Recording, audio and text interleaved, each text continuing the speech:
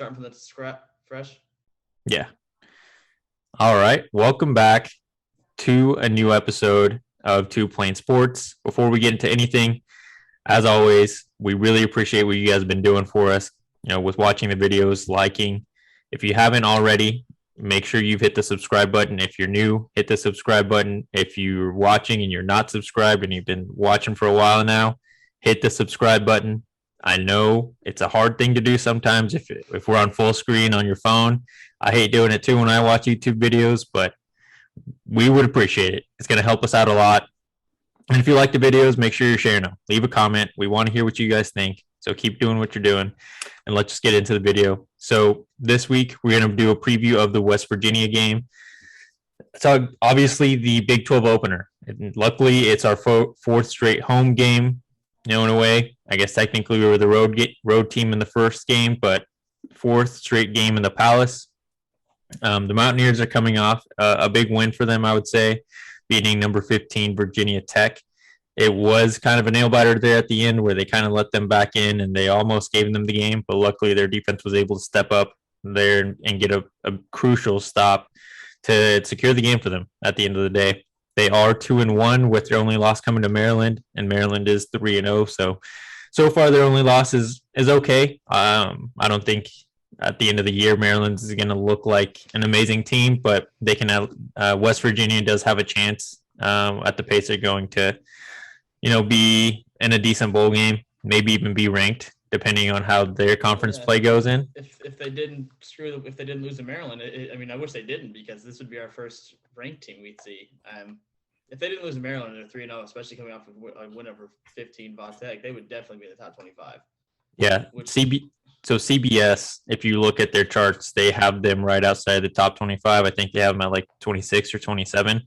So they're definitely going to crack the rankings at some point. It's just a matter of when and what teams they'll have to beat. Hopefully it's not Oklahoma. Yeah. But let's get into it. I mean, this West Virginia team is, they're okay. They're not a bad team by any means. This is definitely a losable game for Oklahoma. Brandon, you called it a trap game earlier. We want to just get into why you think it's a trap game and what could potentially be the downfall here. The only thing I can think, like I mentioned, as it has the potential to be a trap game, just because, as you mentioned, 4 straight road game. I think our guys expect to win this game as they should. They should win this game if they take care of business.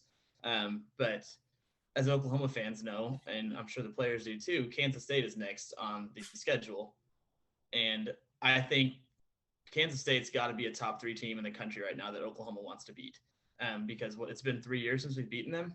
2 years, at least 3 years. This would be Lincoln's first win against Kleiman if they win. And our guys want to win that one. So you hope that they don't look ahead to that Kansas State game, because as you mentioned, if they look ahead and they screw around, they're going to get their asses handed to them, and they're going to lose their first game at prime time, where the whole country's going to be watching, to a team that they should not lose to.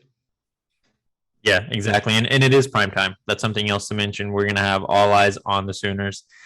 So this is a game kind of where not only do we have to win, but I think it's key that we win by a lot, win big, really show that we are national championship caliber. Right now in the AP poll, we're ranked 4. I think it's really mainly because, Alabama is Alabama. As much as we hate on them, they have shown they're completely dominant right now. They haven't had any real competition. Yeah, other than last week. Yeah, other than last week with Florida, but Florida usually gives them a pretty good game. I believe it's also in division, so you would hope it's at least a competitive game. But you're right. Their only competitive game has been against Florida, who is a pretty good opponent. They still came out with the W, so they're ranked number 1. I believe Georgia's number 2, and they've been a really good defense. Their offense has been back and forth. Really, they're not showing any explosive plays, or they're not putting points up on the board like you would expect a Georgia to. Very much like Oklahoma, we're not putting points up on the board like we expect to be putting points up on the board. What was it? The lowest scoring total we've had in a win under Lincoln Riley? I believe so. And that's a game where we should have scored more than 23. Yeah, which is something. It's something notable. I think this week is going to be a defensive battle, and really just whose offense is going to break through first. And hopefully it's Spencer and the Sooners. But I mean, at this point, their defense, it's okay. They're ranked 42 overall by the NCAA in total defense, while Oklahoma's ranked 34, and then their offense is ranked 48, while we are ranked 18. And I think a lot of that for OU is probably from the Western Carolina game. I mean, we've had good statistics through the other two games, but I mean, after Western Carolina, it's going to be kind of hard to not put us up that high. We did hang 40 on Tulane, and Tulane we thought they could be something. Then they got boat raced by Ole Miss, which I mean that didn't look good for Oklahoma either. But this game it straight up comes down to, as we were talking offline, Sooner fans, this offense is going to figure it out at some point. I mean, there's just too much talent. And Lincoln Riley is still, in my opinion, the best play caller in all of college football. And it might just be something with Spencer Rattler and these slow starts. Because I mean, last year he did the same thing with starting off really slow, and then, by about week 5 or 6 on, he looked like the best quarterback in college football, which is what we expected to see all season. Maybe he's just a slow starter. I mean, I don't really understand it, but the game comes down to Oklahoma being able to score like Oklahoma does. Yeah, definitely. And we talked about Spencer a little bit in the recap. And if you haven't watched the recap video from the Nebraska game, make sure to check it out. But I mean, not to harp on it too much, but as I'm sure you've all have seen a lot of stuff on Twitter, some people think it's time to bring in Caleb Williams. I am not on that boat, but it's definitely not a great start for Spencer. Like Brandon said, hopefully he is just a slow starter, but we need Spencer to really break through. And one of you guys brought up a good point in the last video comment section. Spencer might just be having some trouble with the heavy rotation that we have at the wide receiver spot. I think almost everyone but Jalil Farouk has been on the field. And if Jalil has been on the field, he just hasn't caught a ball. So it would be kind of hard to build a significant chemistry when there's constantly 2 or 3 new receivers. The thing that has given me the most confusion as far as watching our offense right now is these teams have been playing off Nebraska and Tulane's playing off to where we can't beat them deep like we do. So that's fine if they're going to do that. What I don't understand is why are we not hitting these crossing routes over the middle? Like, why is Stogner not catching 7 balls a game for 10 yards a pop and just move the ball slow? Yeah, I think there's definitely a little bit of blame to put on Spencer's shoulders at that point. I know I've seen a couple videos now, and I'm sure a few of you have seen them as well, where I can't remember when the play happened, but there was a play where Hazelwood and Mike Woods up the field, once they passed the first down marker, they crossed, and Mike Woods was deep down the field wide open, but Spencer settled for a almost double covered Jaden Hazelwood. So I think there's a little bit to put there on Spencer. He's not making the right read all the time. And obviously we've seen him throw into double and triple coverage. Luckily, not a lot of those have become interceptions, but he also has a lot of growth left. I think not only will a more limited or a less rotated wide receiver core help him, because he'll be able to get more comfortable with Hazelwood and get back to throwing to Mims and hopefully start throwing to Stogner, because he's an amazing talent to have out there on the field, where we're going to start seeing those explosive plays again, like we're used to seeing. The upside has been the run game has looked really good. And especially, I feel like against Nebraska, we were almost getting 5 or 6 yards of carry anytime we wanted to. And Nebraska's D line is one of their strongest parts of the team. And it was encouraging to see that. And there was a couple of times where he had really good pass protection, and as you mentioned, just didn't make the right read or the right throw. Yeah. But I mean that's something I absolutely expect to change, just because.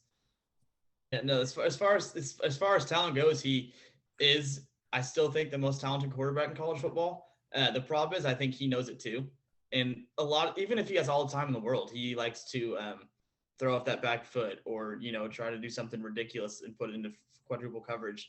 I think if he just trusted his eyes a little more and threw to where the ball to the open receiver and steps into his throws and does all the mechanics, he's gonna light it up, and that will eventually happen. I just don't know when, and hopefully it's this week. Yeah, I'm hoping it's also this week. I think the biggest key here is for our offense at least is establishing that run early so that we don't have these corners playing so far off that Spencer might be a little bit confused on how the defense is playing his receivers, and maybe he feels a little bit extra pressure to make a play on his feet, not by running the ball but by trying to evade tackles and throwing the ball off platform. Because that's something that Joel Klatt kept saying last week in the broadcast is this dude is just he can make the throw in whatever situation he needs to. But with the Oklahoma offensive line, it's not, one of the best we've had with any of our last three quarterbacks, but it's still a very good offensive line. He shouldn't need to be running out of the pocket so much and throwing off his back foot all the time and making these acrobatic, crazy arm angle throws like he has been trying to do. And just, again, not just take what the defense gives you, but make your reads like coach is telling you to do. Like Lincoln is successful. He needs to play fundamentally smart football, and I literally think if he does that, the Oklahoma offense will take just such a huge lead because the running game is there, and if we can keep establishing a run game, in theory we should be able to hit throws. And I'm not even saying Spencer's been horrible this season because I don't think he's been horrible. His numbers aren't awful. They're not like what we expect them to be, but he's still 7 touchdowns, 2 picks. Granted, he should have more probably, you could argue, but at the end of the day, he doesn't. And so his 7 touchdowns, 2 picks, and almost 800 yards through 3 games is not awful, but it should, and I think it will be a lot more as the season progresses. Yeah, and luckily for Spencer, I think this week he won't be throwing. I don't suspect that he will throw a pick. Looking at West Virginia's defense, they have 7 pass deflections but 0 interceptions. So they get their hand on the ball. They just don't complete the pick. And I'm not watching every single play they make. So maybe it's just they're getting a good deflection on the ball and there's not really an opportunity there for a pick. But hopefully, they just have bricks for hands and Spencer can kind of just go unscathed on the stat sheet there. But yes, he definitely needs to make better reads. On the defensive side of the ball now, this West Virginia offense can score points, but I think our corners are going to be good enough and safeties are going to have the ability to break on the ball when necessary. Their quarterback has been okay, but he has 3 picks on the year and only 6 touchdowns. And awful decision.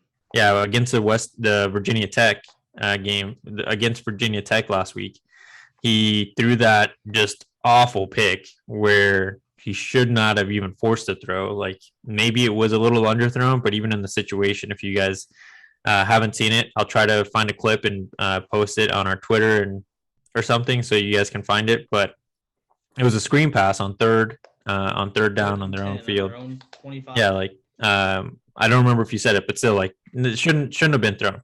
Right? It's an easy just check, either find a different receiver or just throw it away.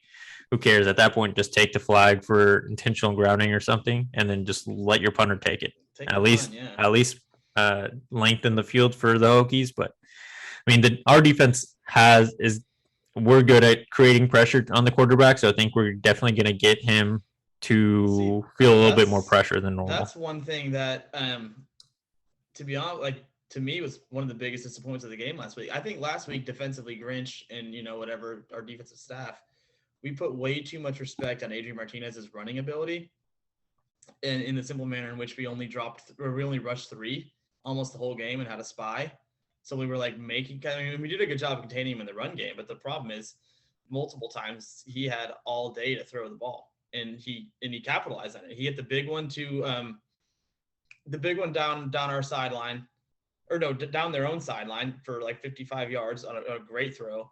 3 plays later, DJ Graham made the most ridiculous interception of all time, but he still did that.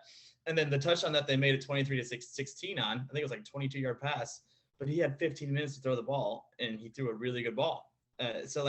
I would like to see some more than just a 3-down rush this week. I don't think Jarrett Doege's known for his running ability. But even last week against Nebraska, I think we respected it way too much. I mean, if we start off the game blitzing like we normally do, or we're down rushing more than 3, if we're rushing 4, 5, or 6, and he's toasting us with the run, then I can understand dropping to a 3-man rush with the spy. But to me, it seemed like we did it all game long, and I don't understand because he was beating us with his arm, not with his leg. So like, it was weird. Yeah, and like you said, I think that game plan was exclusively for Martinez. That dude is very good at running the ball, like we said in last week's preview. Make him beat us with his arm, and I mean, luckily he didn't beat us, but he looked pretty dang good out there throwing the ball. Daggy is not a runner, like you said. He has 12 attempts on the year with negative 33 yards. So it seems like he's really just trying to scramble out of the pocket, and he gets caught way before he even gets to the line of scrimmage. We should send more guys at him this week, and I anticipate that being something that we do see. Yeah, we'll see more 4-man fronts, 5. Yeah. We'll see more of the normal Grinch defense that we're used to seeing. I don't think it's very normal. I can't really think of many games where he just throws out 3-man rushes because Nick Bonito is kind of the spy. I also think Coach Riley said that Billy Bowman is likely to play this week. Oh, that's good. Which would be good because we don't have Woody Washington for there's no timetable, I don't think, but they just said they expect him back at some point this season. So, I mean, I don't know if that means week 9 or 10, or if that means week 5 or 6. Yeah. It's good that Billy Bowman's back. That also means there probably might be a little bit of rotation there between Crudell and Bowman. I know that Bowman that's the thing that doesn't make I don't know for sure if Bowen's back. I think there's a chance that he plays, or even a good chance he plays. But like last week with Bowman out, Woody Washington out, Key Lawrence, a guy that we were all excited about, he only got 7 snaps still. Wanya Morris on the offensive line didn't play at all. There's still things on this team that I don't understand the answer. Like Andrew Rame's not playing. He played a little bit, but he's not the starter yet. And when he was out there, have you seen the clip? He pancaked some dude, like it was just mean. Like he bullied this guy. And everybody that I listen to on the radio and stuff says Andrew Rame was the most talented of the bunch on the line. So like there's still questions that I don't understand, and I wish we could figure that out. Yeah, I think this game is going to be where we see less of a rotation and more of the solidified, these are my go-to guys, and then these are my guys I'm going to bring in to keep my number ones fresh, especially on the defense. I think the defensive line still rotated a lot last week. It seemed like almost everyone on the defensive line and everyone that rotates in for them made some play. I know Ellison was a big guy that was making plays. Cole made a few good plays. Redmond made plays. IT made plays. I mean, Nick Bonito was all over the field, stopping the run and playing spy. Seemed like that was his main job. So hopefully this week, and now that we're in conference play, we're settling down. And I think against West Virginia, I mean, you called it a trap game. I think you're 100% right in that aspect. I mean, this is a game where we can easily overlook the West Virginia team because we've got, the K-State who we need to redeem ourselves for. And then the week after that, we've got Texas. So, we can't sleep on the Mountaineers because this is definitely a losable game in my opinion. And if we lose here, not only will it be on a national stage, we're probably going to get dogged by everyone if we do lose, but I mean, not only would a win be important, but we got to win big, like I said earlier in the episode. But the thing is, if Oklahoma, I think it's 16.5 right now, and this is the best thing that I think we've seen all year to this point. I think if OU goes out there Saturday and we cover, say we beat them, by 18 or 19, even like 20, say we kind of just we put a whooping on them. I think that's gonna. A lot of people will take a deep breath and kind of relax on the Sooners and be like, okay, this is the team we want to see. This is a huge opportunity for the Sooners to put it together finally and kind of get all this hate and not necessarily hate, but this doubt stuff removed from the picture. I mean, one good game against a team like West Virginia, if they cover, if they look good out there, people will take a little bit of a breather. They'll be like, okay, this is good. All the Spencer Rattler narratives will probably be quieted down a little bit. No one's going to be calling for Superman. They'll be quieted for a week, yeah, and then but that's the thing. It'll be quieted for a week, and then if we go out there and beat K-State 24-21, it's coming. We're back at it. But at that point, we'd be going undefeated into Red River, and I'd be content. Yes. But going to the next thing. What are the keys to the game, I think, for both sides of the ball? Defensively, get after the quarterback. As you mentioned, he's not a great runner. If we can get home and hit him 8 or not, and not even a sack. If we get 4 sacks, we'll be hit home 9 or 10 times and get a pressure on him and hit him, put him on the dirt. I think our defense could have a big day. And offensively, just get the pass game going, in which we like to what we expected to see. And maybe not even like, I'm not saying Spencer has to have a 500-yard game or 450-yard game and 6 touchdowns. But like if he can go out there and put together a 300-yard game and 3 touchdowns or something, it'll be a huge sigh of relief.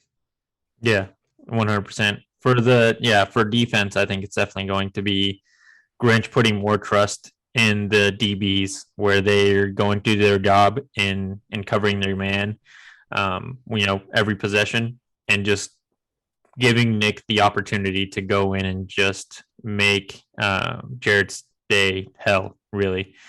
Jared, Redmond, everyone on the defensive line needs to go after him, because that's when quarterbacks at this level are going to get frazzled, and our DBs are going to have a much easier day if that guy has no confidence. If we're bringing pressure and we're hitting home on him, and they're in 2nd and long, 3rd and long, that crowd's going to be rocking prime time. It's going to be, if we get after Jared Dagey consistently and just make his life tough, that's going to be a very good sign. And I think and it also, to be honest, it starts there. If we're pressuring Dagey and we're getting these guys 3 and outs, or sacks, fumbles, turnovers, whatever, and that all starts up front. If we can do that at a high level, put the offense in some good spots, maybe run it up a little bit. If we can get like early in the game, say they get the ball first, we get a sack, an incomplete pass, and then they try to get like a short play to get some yards back, 3 and out punt, offense goes down and scores, and then we can get another stop and score. If we can take a 14-0 lead in the first quarter or something with the crowd going, and then they're going to pass, they'll be in a passing situations, because they're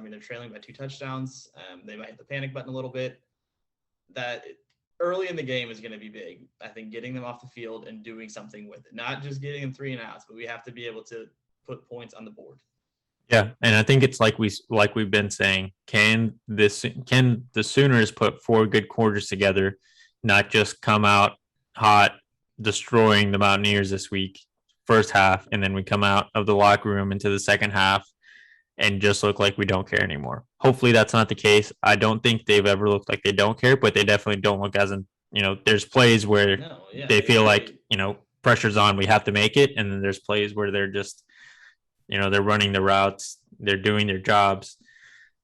But we've seen plays and we've seen quarters where these guys really want to destroy the other team. We just need to see it for a full 4 quarters. And and like we mentioned, like if we do it this week, it's just going to be such a huge sigh of relief. For everybody, and for everybody involved with watching the Sooners. And it's time. I'm going to keep saying it's time until it happens. You're going to be right at some point. I truly believe, without a doubt, it's going to happen. Like, it's going to happen. It just has to happen sooner rather than later. 100%. So last thing, 2 questions.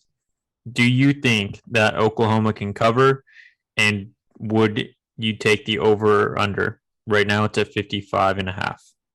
Can they cover? Yes. Will they? No doubt they can cover against almost anybody if they put a game together. Will they? Unfortunately, I'm going to say no. I feel like we're going to go out there and win by 13 or something. Which it's not going to be a horrible win, but that's a win. I would love for us to cover. I would love for next week. I'm eating my own words, and the Sooners just beat them by 30 points. I'll be like, I'm an idiot and I love it. But if I had to bet on it, I would take the West Virginia plus 16.5, unfortunately.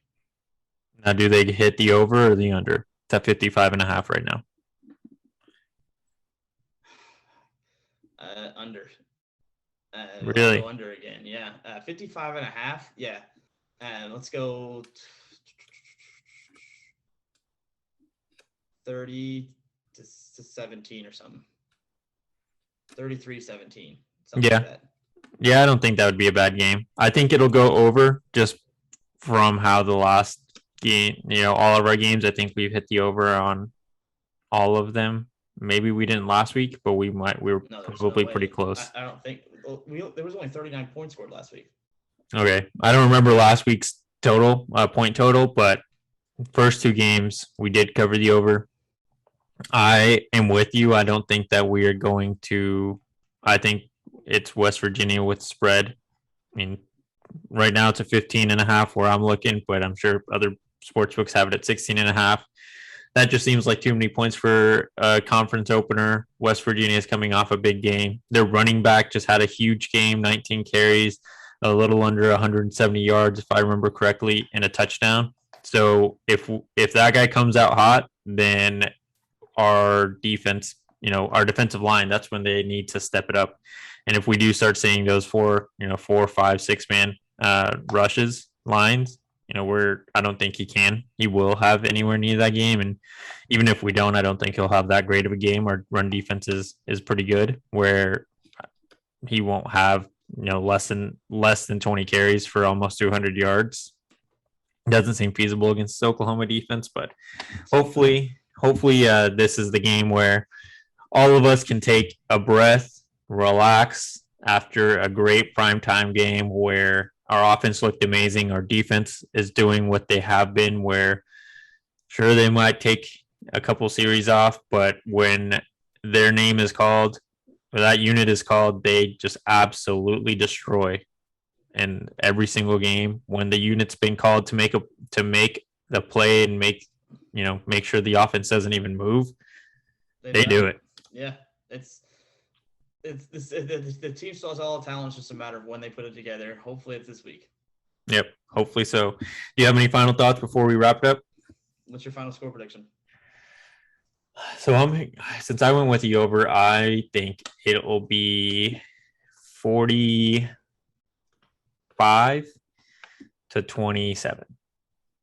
I think you're right. If that's, that's a little high. If it was like 45-24 or 21, I'd feel a lot better. But 45-27, still not. It wouldn't be a bad showing, and we cover there though. So you're picking us to cover.